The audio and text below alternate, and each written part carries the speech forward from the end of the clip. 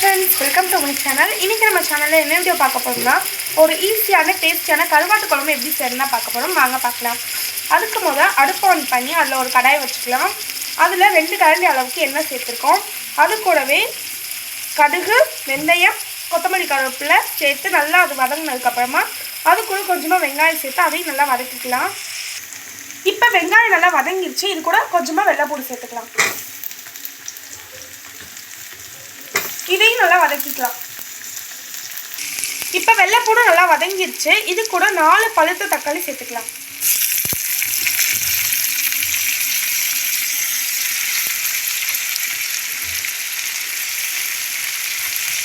இப்போ இதையும் சேர்த்து நல்லா வதக்கிக்கலாம். இப்போ தக்காளி வதங்கிறதுக்கு தேவையான அளவுக்கு உப்பு சேர்த்துக்கலாம்.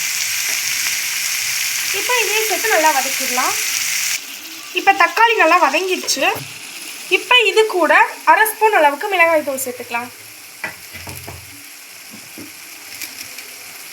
1/2 ஸ்பூன் அளவுக்கு மஞ்சள் தூள் சேர்த்துக்கலாம்.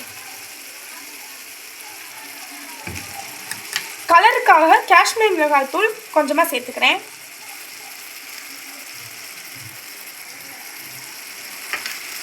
இது கூட புளிக்குழம்பு பொடி 3 ஸ்பூன் சேர்த்துக்கலாம்.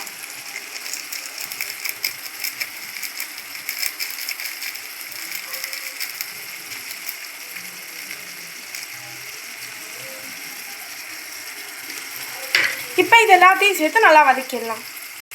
இப்போ இது நல்லா வதங்கிடுச்சு. இது கூட ஒரு நெல்லிக்காய் சைஸ் அளவுக்கு புளி எடுத்து அதை கரைச்சி வச்சுருக்கேன். அதையும் சேர்த்துக்கலாம்.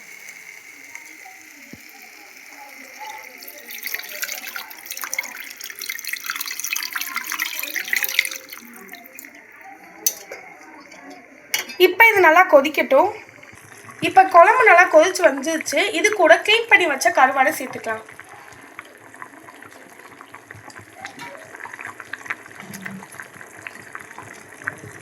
இப்போ கருவாடும் சேர்ந்து ஒரு 5 நிமிஷத்துக்கு நல்லா கொதிச்சு வேகட்டும்.